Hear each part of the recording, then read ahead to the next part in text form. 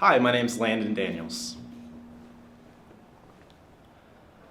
When people lie, their voices tend to go up a bit at the end of their sentences, like they're asking a question, even if they're not. I always notice that. That's how I found out about the letters, the ones from my mom. They were hidden in my dad's cupboard. 43 of them. And when I read them, her words, her handwriting, I didn't know what to do. My head went loud and quiet at the same time, like my head was filled with snow, if that makes sense. But even then, even when it hurt, I knew it was true. That she loved me. That she always had.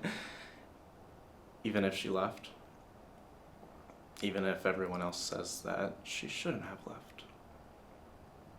Thank you. Hi, my name is Lindsay Elizondo, and I will be performing Penny Lane by Cameron Crowe. We are not groupies. Groupies sleep with rock stars because they want to be near someone famous. We are here because of the music. We are band-aids. We don't have intercourse with these guys. We support the music. We inspire the music. We are here because of the music. It's a long story. I'm retired now. Just visiting friends. The Continental Hyatt House, also known as the Riot House. Everyone stays here. All the bands that matter. The Who, Zeppelin, Alice, Bowie, English bands, American bands. We all know each other. 24-hour room service. Like us, they were outsiders. They were so outside, they were inside. And the insiders never even knew it. Because they're outsiders and they're inside a place outsiders will never be. And why are we even talking about this? If you're an insider, you're never going to say it. You know what I mean? Thank you. Hi, I'm Sinuhe.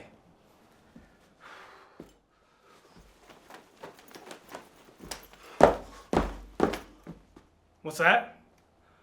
No. You're talking to me all wrong. It's the wrong tone. Talk to me like that again, I'll stab you in the face with a soldering iron. Oh, is that right?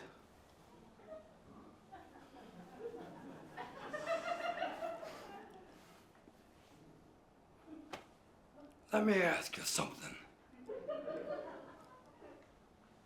Does your mother sew? Boom! Get her to sew that! Thank you.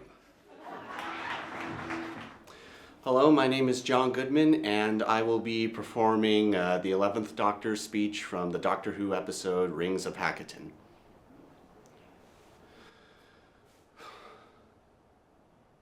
Can you hear them? All these people who's lived in terror of you and your judgment. All these people whose ancestors have devoted themselves, sacrificed themselves to you. Can you hear them singing? Oh, you like to think you're a god. Well, you're not a god. You're just a parasite, eaten out with jealousy and envy and longing for the lives of others. You feed on them, on the memory of love and loss and birth and death and joy and sorrow. So, go on then. Take mine. Take my memories. But I hope you've got a big appetite, because I have lived a long life and I've seen a few things. I walked away from the last great Time War.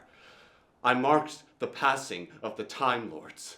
I saw the birth of the universe, and I watched as time ran out, moment by moment, until nothing remained. No time, no space, just me. I walked in universes where the laws of physics were devised by the mind of a madman.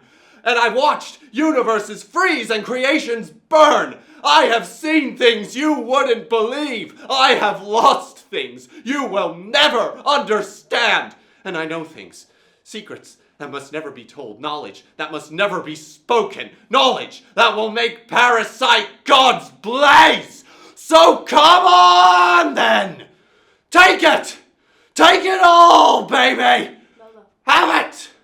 You have it all!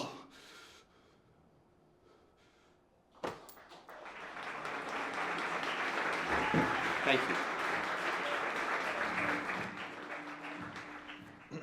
Hello, my name is Brent Custer. All right, listen close. I'm not going to beat around the bush. Your little body's changing. It's all good, believe me. Only problem now is, every time we jerk the gherkin, we're left with a lot of unwanted sticky white stuff everywhere, right? Right. So, first things first, no more socks. They're expensive, gumming up the works, plumbing-wise. Now you might be asking yourself, but Uncle Andy, what am I supposed to do with all that pearl jam if I can't spew it into Mr. Sock? I'm glad you asked. You can have a lovely time taming your tiger in the shower each morning. That eliminates the need for a goo glove. But the day is long and masturbation's fun, so unless we want to take 4 or 5 showers a day, we're going to need some other options. Let's start off with the basics. Tissue. Perfectly acceptable backstop for all that creamy Italian. It can be rough and dry on such soft, sensitive skin. Plus it can stick to your dickhead like a fucking Band-Aid. Ouch. From there, we move on to more lubricated flat catchers, specifically banana. Step 1, peel the banana. Step 2, slip the peel over your Randy Johnson and start pitching. For extra credit, warm up the peel in the microwave. Not too hot, serious yowza. Also, olive oil moisturizer, honey, spit, butter, hair conditioner, and Vaseline can all be used as lube. In my opinion, the best lube is lube. So start saving your allowance and invest in some soon. All right, moving on. When you tug your Thomas on the toilet, shoot it right into the bowl. In bed, a soft t-shirt, perhaps a downy hand towel of your very own that you don't mind tossing after tossing. Now, there's no such thing as polishing the raised scepter of love too much. It reduces stress, it enhances immune function. Also, practice makes perfect. So work on your control now while you're a solo artist. You'll be playing some long, happy duets in the future. All right, class dismissed.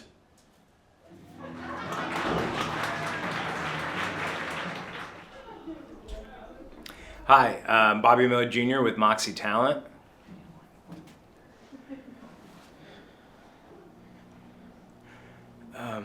I'm not sure if this is my number or not. I've never been here before. All the lines and the people really scare me.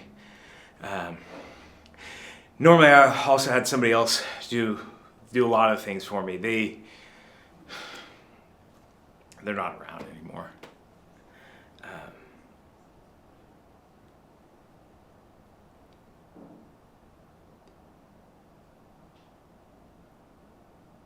And they're not going to be around for a long time.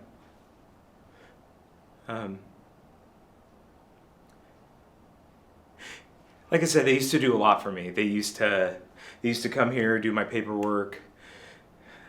They used to do my laundry. I don't know if you could tell, but I'm not doing well.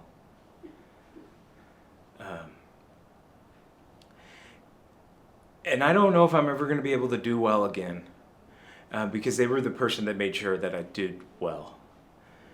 And I did the things that I was supposed to do, and they're gone.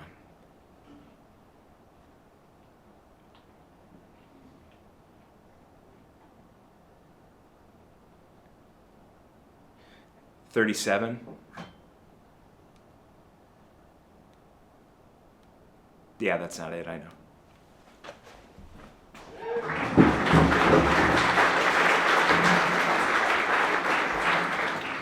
Hi, I'm Megan Reynolds.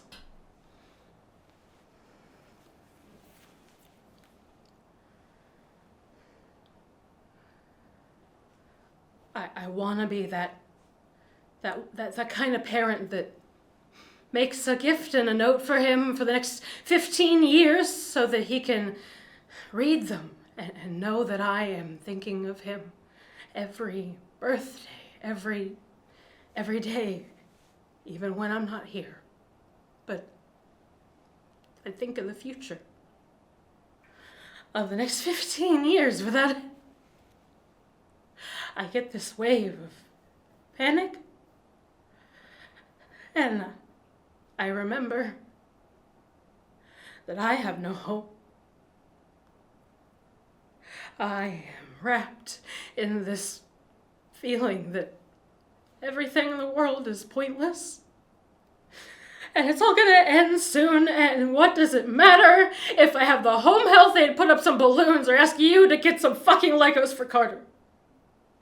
And then the wind gets knocked out of me, and I wish I didn't know. I wish I didn't know I was gonna die so soon. Thank you.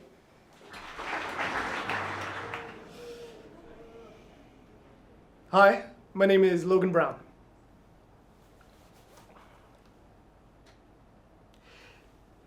May I have your attention, please? You're talking about what? You're talking bitching about some sale you shot? Some son of a bitch doesn't want what you're buying. Somebody doesn't want what you're selling. Some broad you're trying to screw and so forth. Let's talk about something important. Are they all here? I'm going anyway. Let's talk about something important. Put that coffee down. Oh, you think I'm fucking with you? I am not fucking with you. I'm here from downtown. I'm here from Mitch and Murray. I am here on a mission of mercy. Your name's Levine? You call yourself a salesman, you son of a bitch?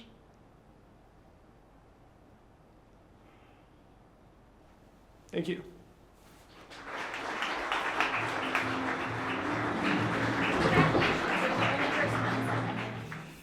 Hello, I'm Ron Worley. You are like a man with an automatic brain.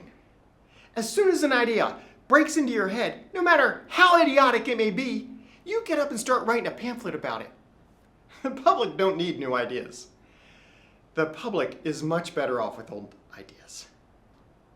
Now look, I'm gonna lay this out once and for all. I give up. I'm not gonna try and change your mind.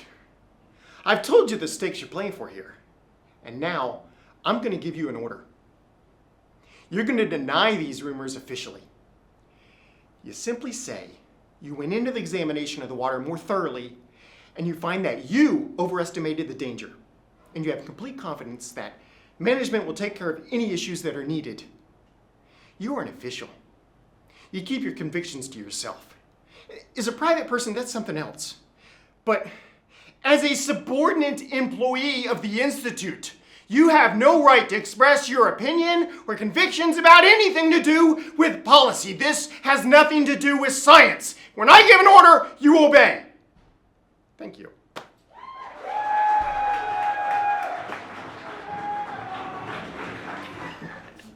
Hi, I'm Jan Fent Johnson.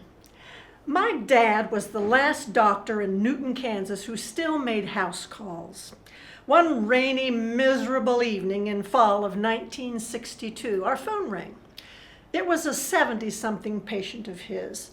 Her mama, a very deaf, almost blind 90-something, was doing poorly. Dad headed out. When he got there, the daughter greeted him at the front door. I got something in the oven. Mama's in on the sofa. Just go on in. Dad entered the room quietly, knelt by the sofa, undid the buttons on the front of her nightie, and started listening to her heart and lungs with his stethoscope. The daughter joined them shortly. Mama, wasn't it nice of Dr. Fent to come out on such a rainy night? The tiny figure finally spoke. Oh, is that the doctor? I thought he was a mite familiar for the preacher. Thank you.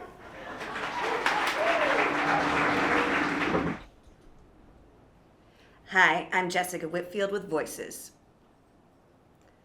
I ate them. That's right, Charles. I ate the divorce papers. I ate them with ketchup, and they were good. I know you probably want me to start taking our divorce seriously, but here's the deal. You always called our marriage a joke, so let's use logic here. If A, we never had a serious marriage, then B, we can't have a serious divorce. No, we can't. The whole thing's a farce, Charles. A farce that tastes good with ketchup. I mean, wasn't it last week your dad asked you the reason you walked down the aisle with me? And you said, for the exercise. That's funny. You're a funny guy, Charles. That's right. I am laughing, not crying, because you are about to give up on a woman who is infinitely lovable.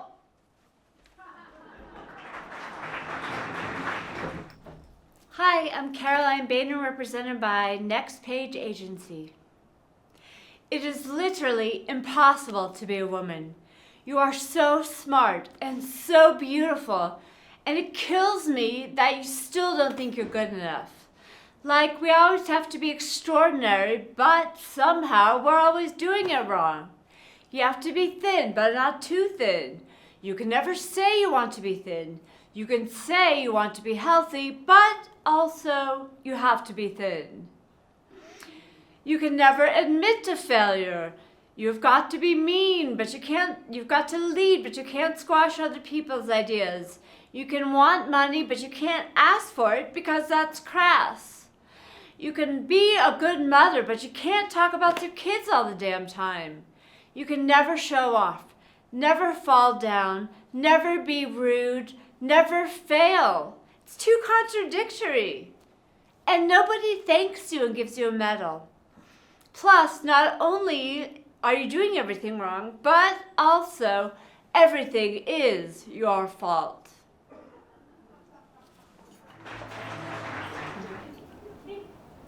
Hi, I'm Juli Sackman. Sack like a bag, man like a person, or you could just go with Julie the harpist. There once was a pup who came to stay. When COVID kept us home all day, there was always something fun to play until the world reopened. Where has my family gone? There's no one here to help make fun. They're never coming back. What have I done? I'm alone and I'm just not coping. There must have been 2 hours or more till I heard the sound of an opening door. I was so happy I peed on the floor. My family was all around me. Please never leave again, because the world was about to end. Promise we'll always be best friends. I'm so happy I have my family. I'm so happy I have my family.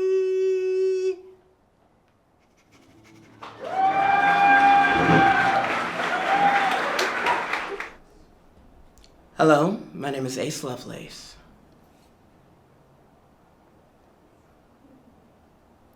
You know, people have actually told me that I'm less black because I didn't struggle growing up.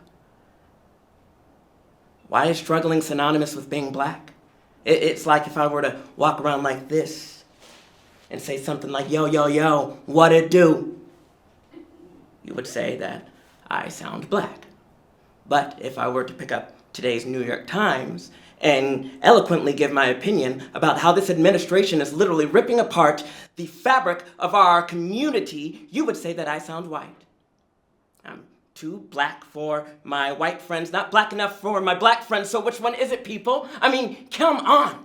Can't I just be myself?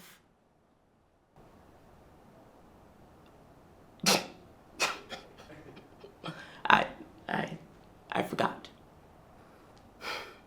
I'm supposed to be happy. You know, people don't realize happiness is not an obligation. Happiness is a choice. Thank you.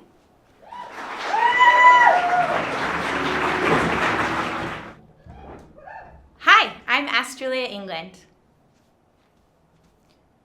I want this one moment. It's what I want out of a relationship, which might explain why I'm single now, but it's hard to... It's that thing where you're with someone and they love you and you know it. And you love them and they know it. But it's a party and you're both talking to other people and you're laughing and shining. And you look across the room, you catch each other's eyes. And not because it's possessive or precisely sexual, but because that is your person in this life. And it's funny and sad, but only because this life will end. And it's your own little secret world that exists right there in public, completely unnoticed. It's kind of like how they say that other dimensions exist all around us, but we don't have the ability to perceive them. Oh yeah, that's what I want out of a relationship. Or just life, I guess. Love. I sound stoned. Well, I'm not stoned. Thanks for dinner. Bye. Thank you. Hello, my name is Shannon Rousseau. Hey, it's me. Cassie. I'm the one who tapped into you Tuesday in the crosswalk. God, I cannot believe how far you flew for such a big guy. You must be kind of wimpy. Anyway, I did not mean to hit you like that. I was running way late for church, and I just hate to sit in the back row, you know? Oh, this is a Chinese evergreen. They say it doesn't need much sun, which is great, because it looks like you're gonna be in here for a while. But don't worry, I'm gonna be here every day. I can't understand you with the breathing tube. Huh? Oh, I actually gotta go. I need to make some space in my closet for your clothes. God, this is gonna be such a fun story to tell our kids someday how we met. Huh? I really gotta go. I double parked my Prius out front, and there's a big old dent in the front thanks to you. I love you.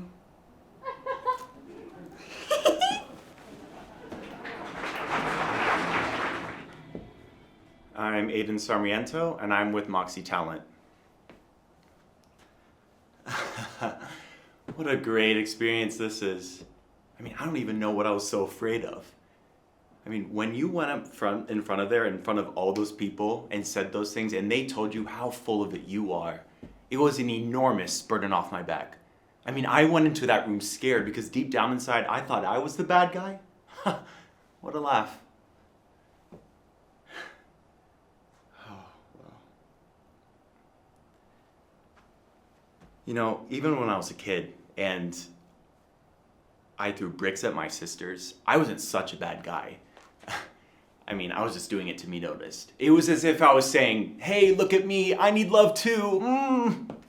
You want me to be the victim, the bully, so you can be the victim.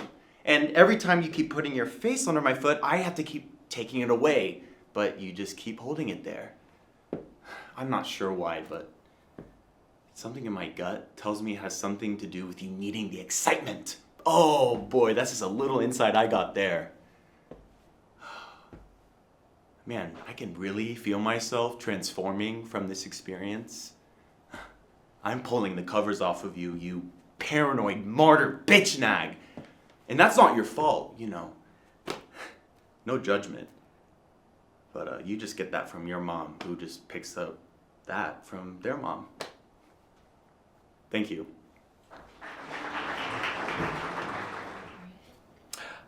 I'm Curtis Weber.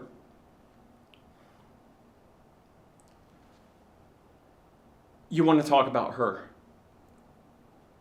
I told you I'm not leaving because of her. I'm not even with her anymore. You don't ask about why I'm leaving. You want to focus on her, so yeah, let's focus on her. She's beautiful.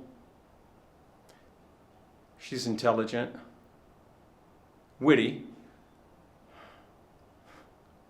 She's got a small mean streak to go with that huge temper. And although strangers don't see it, Anyone familiar with her knows she's vain. And any one of our fucking friends would think that I was describing you. So why her? Why her when you have so much in common? Well, let's start with something you wouldn't even contemplate. She likes to fuck. She doesn't make me feel like a dirty pig for wanting to fuck or asking her to fuck. And I've been asking you to fuck for months, and you've been saying no for months. But you know what? That's not even the reason why I'm leaving. I'm just tired of you not loving me anymore. Thank you.